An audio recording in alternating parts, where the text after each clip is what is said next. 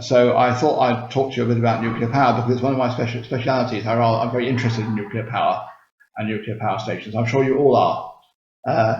Let me give you a few words that I'll be using, which real speakers never... Hello, Victoria. My friend Victoria. Which real speakers never do, but I'm going to do for you because I love you. I'm going to talk about passive nuclear safety. I'm going to talk about systems that are inherently safe, systems that have fail-safe characteristics, systems with walk-away safety. I will talk about pressure vessels, container vessels, emergency shutdown, which is called a SCRAM of the reactor core, SCRAM, SCRAM, which is the emergency shutdown, fuel rods, and the reactor core. That's probably more or less all I'm going to talk about, which you might call technical. I don't call any of those words technical. I think you should know them all anyway, but I'm sure you call them technical. In my impression, in fact, technical means you can't do it, so you call it technical. So I'll try and keep it simple. Anyway, you may or may not know much about nuclear power and nuclear reactors in general. When I was at interpreting school, I found the whole topic very interesting.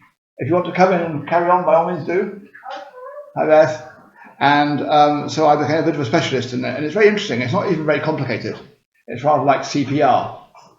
It's easy to manage and it has great effects. Anyway, moving back to nuclear power, the IAEA, which I'm sure you know, which is the UN nuclear watchdog, counted the number of reactors in use in the world back in April 2014, and in those months there were 435 reactors in service in 31 countries in the world.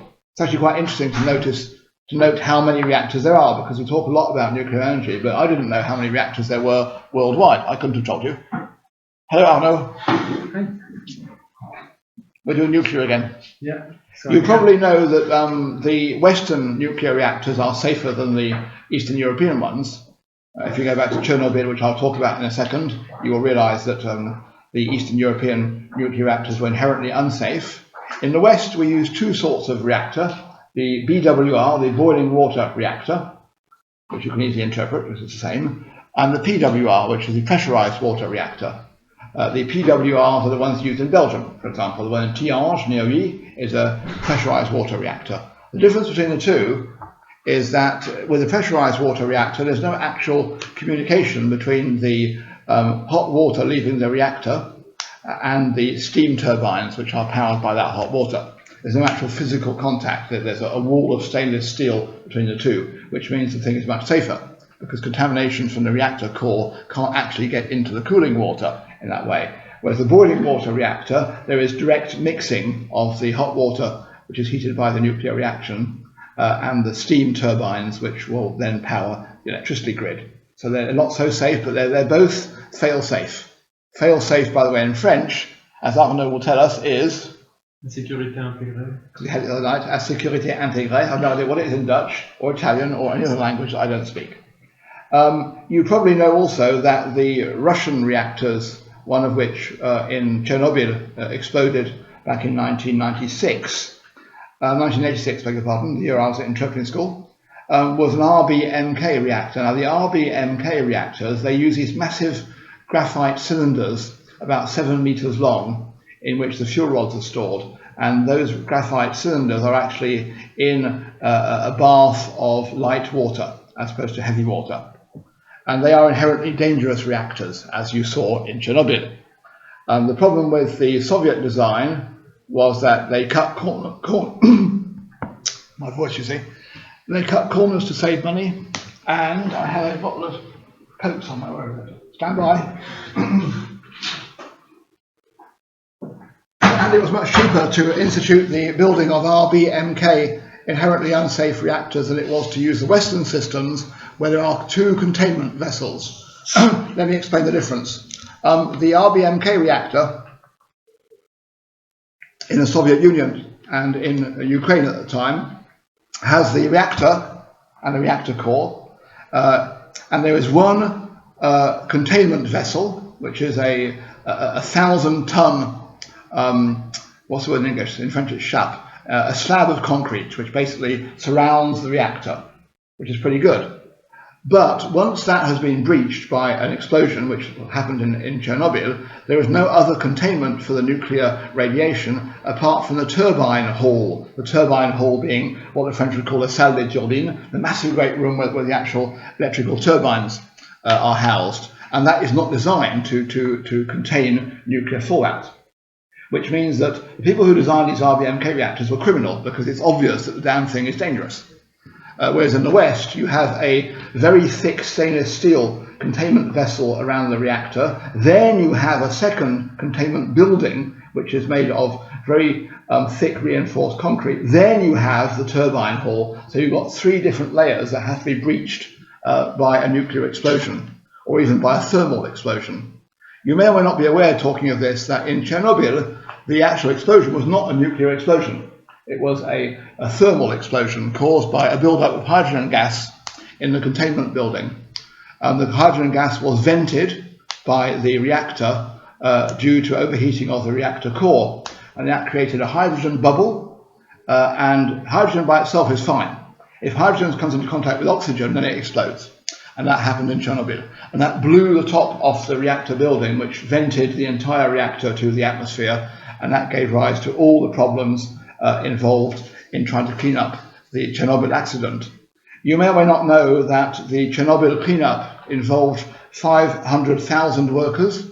It cost 18 billion rubles, whatever that is in euros or pounds. And surprisingly, and I suppose this is a bit positive, in the actual immediate aftermath of the explosion, only 18 people, I beg your pardon, only 31 people were killed immediately. Quite a lot died after that of radiation exposure, but only 31 people died in the immediate aftermath. You may or may not be aware that there is a system for classifying the severity of nuclear accidents in the world. It's called the INES system, International Nuclear Event, what's the S? Scale, International Nuclear Event Scale. And nuclear events can be classified from 1 to 7, 7 being the worst. Now, in the history of humanity, there have only been 2 level 7 accidents, and they are Chernobyl, as you might have guessed, and Fukushima, which also was a level 7. The other famous nuclear accident you may have heard of, because it was turned into a film called the China Syndrome, was that in 3 Mile Island, which is a nuclear plant in Pennsylvania in the States. And that was, I have a note here, that was back in 1979. That was the first big public nuclear accident. And that was only classified as being a number 5 on the scale. So it was much less severe than the Fukushima and the Chernobyl accidents. Now, it's interesting to think about it, because if you look at Fukushima 2011, it was a huge, terrible accident, and they still haven't managed to clean the site up, and they probably never will. But you can hardly blame the Japanese, because the Japanese were using a pressurized water reactor, the PWR, which is deemed to be perfectly safe in the West, and it is a very safe reactor.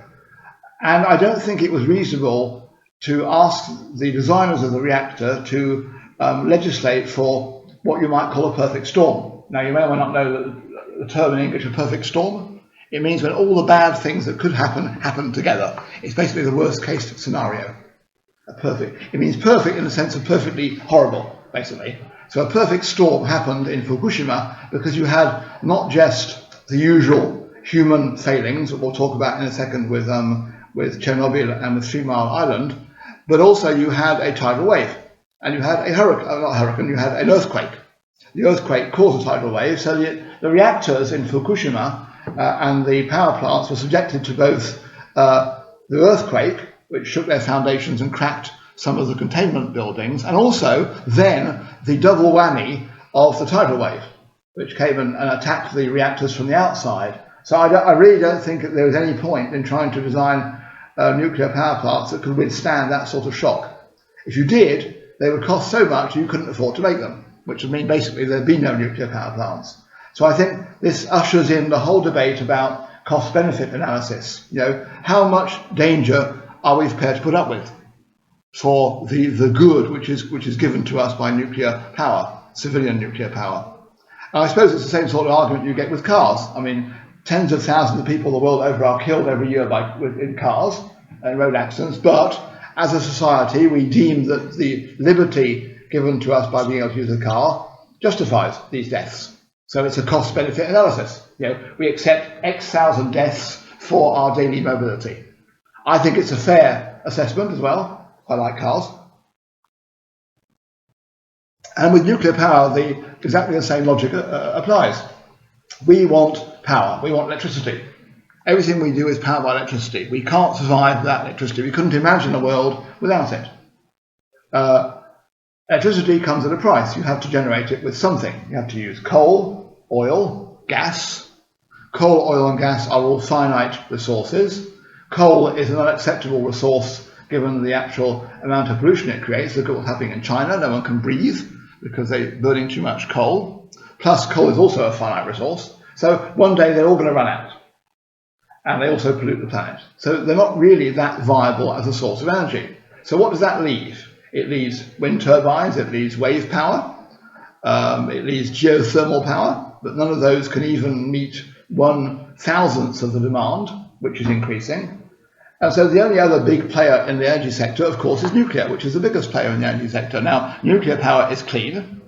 It's not dangerous as long as it's properly looked after, which it isn't always, and it provides unlimited amount of power. So that's an assessment society has to make.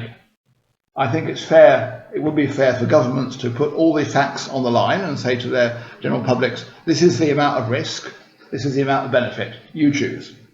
Maybe you could go for a referendum, because usually there aren't referenda in countries that go for nuclear power. I think personally it's the only solution. It comes with lots of risks attached, it's true, but that's the way of the world. There is nothing which has zero risk in this world. Coming back now to the risk matter of nuclear power, you may or may not have studied the accidents in Chernobyl and Fukushima and 3 Mile Island. We can exclude Fukushima because Fukushima wasn't their fault, basically. It was just overcome by too much happening around it. And I don't think, myself personally, I said that it's reasonable to expect a reactor to cope with all that. It's just too much. So that's going to happen once in 1,000 years, okay? Put up with it. But Chernobyl and 3 Mile Island were entirely due to user error. In the case of Chernobyl, the user error was hugely exacerbated by the incompetence, by the inherent danger of the design of the RBMK reactors, which were fail dangerous rather than fail safe. What that means is if the reactor core got too hot for whatever reason, as reactor cores tend to do if they're not constantly cooled with thousands of tons of water per hour, the reactor would fail. There would be a nuclear chain reaction uncontrolled, the reactor core would melt, and once a reactor core melts, as we say in English, all bets are off. There is no more controlling it. In 3 Mile Island, the factors contributing to the accident were simply human error, again, not exacerbated in that case by design faults, because 3 Mile Island was a pressurized water reactor and it was inherently safe. However, it's quite interesting, at least I find it interesting, to look at why the 3 Mile Island accident happened. It happened because, well, lots and lots of reasons. The initial reason was that the engineers were cleaning some filters, which is a totally routine action, and to clean these resin filters, you have to blow compressed air through them.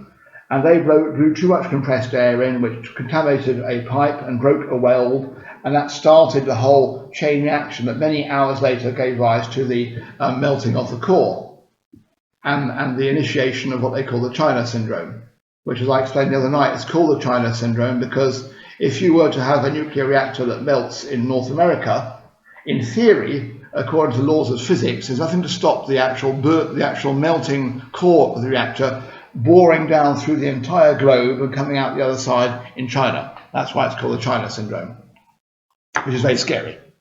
Anyway, apart from the incompetence of the people who were cleaning these filters, there was one big problem which created the 3 Mile Island accident, and it was the fact that the reactor containment building, like all reactor containment buildings, had a pressure, what they call a pop-off valve. A pop-off valve is a valve that releases excess pressure. In French, it's a soupape de décharge. Have them also in cars with turbos, same thing. Pressure gets too high, a valve opens and the pressure is released. Then the valve closes when the pressure gets back to the design level. You also have them in central heating systems. If you look at the heating system in your house, you may well have a boiler, and it's usually going to be a big red metal bowl, which takes in the excess water when the pressure in the pipes is too great. A valve opens, the water leaves the pipes, goes into the pressure vessel which contains it, and then the pressure is lowered again. Exactly the same system. Now in 3 Mile Island, it's very interesting and also very tragic to think that the way that the engineers knew this valve was working and relieving pressure, as it should do, was because a light would come on saying the valve is open. Then, when the valve closed automatically with a spring, once the pressure was reduced, the light would go off. That was the theory. And so it's all very complicated. It's hugely complicated. But at one time, for several hours, the engineers thought that the valve had closed again after releasing the excess pressure, and therefore that the coolant pressure around the reactor core was going to be normal because it wasn't venting to the atmosphere. However, the light was faulty, and the valve was actually stuck open, which meant that all the cooling water was being vented to the outside, which meant that the reactor core was lacking in cooling water, which meant that the reactor core overheated and it melted, and it caused the initiation of the China syndrome. Now, what's even more interesting to me as somebody who likes technical things, I'm sure you do too, big interpreters, is that the way in which this warning light for the pressure valve was wired up was that if power was going to a solenoid, I hope you know what a solenoid is. A solenoid is a coil, which is basically like a relay, and it opens something. So as long as power was going to the solenoid, the system deemed the valve to be okay, because it was being fed with power. Therefore, it would open with a solenoid and then close with a spring. However, the designers hadn't taken into account the fact that if your valve is physically jammed through lack of lubrication, the spring is no longer sufficiently powerful to close the valve again, the light is still saying that it's closed because the power is still going to the solenoid. So this is a basic error that the designers of the 3 Mile Island reactor had committed. I think it was Edison, the company that created the reactor, and that basically was the reason why the whole thing blew up. And people were extremely lucky that there weren't thousands of dead. There were only a few dozen people killed. They were very lucky. I'll talk to you for 2 minutes about Chernobyl, then we'll stop for the time being, because I'm sure you've had enough of this. Chernobyl is even more tragic, because Chernobyl was just a huge mess. It's unbelievable how many things went wrong in Chernobyl. Even the very rustic and basic Soviet RBMK reactors weren't too bad, really. They would have been okay had the idiots who were running them just left them alone. But no, there was a problem with Chernobyl. Do you want to hear what the problem was? No, no one does. You're going to anyway. He's not interpreting. The problem was that in the event of a loss of power supply from the electrical grid, because obviously nuclear reactors need power to run, like everything else does. Like every other reactor in the world, there was a backup system using generators. And generators would cut in and they supply power more or less to the cooling pumps. The cooling pumps circulate the cooling water around the reactor core, because the reactor core gets hot extremely fast. So you have to have, like I said before, tens of thousands of tons of water being pumped through, which is why nuclear reactors are always on rivers or on seas, by the way. Anyway, they had found out that the generators took 75 seconds to cut in. So if the power was shut down from the grid, as happened quite frequently in Soviet Russia, by the way, as you probably know, there would be 75 seconds before the generators got up to speed and started producing enough power to actually feed these emergency pumps, which would cool the reactor. So 75 seconds, by the standards of nuclear chain reactions, is a long, long time. And so they thought, quite rightly, this isn't good enough, this is dangerous, and it was.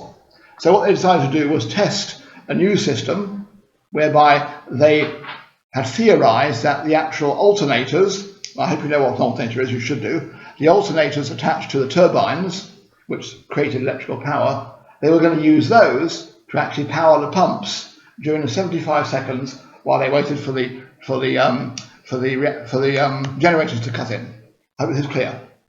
And so what they did, they carried out a series of experiments on the reactor, shutting it down, simulating a cut in electrical power, and seeing how they could manage the turbines and the alternators to keep power flowing to the cooling pumps. And it didn't work, basically.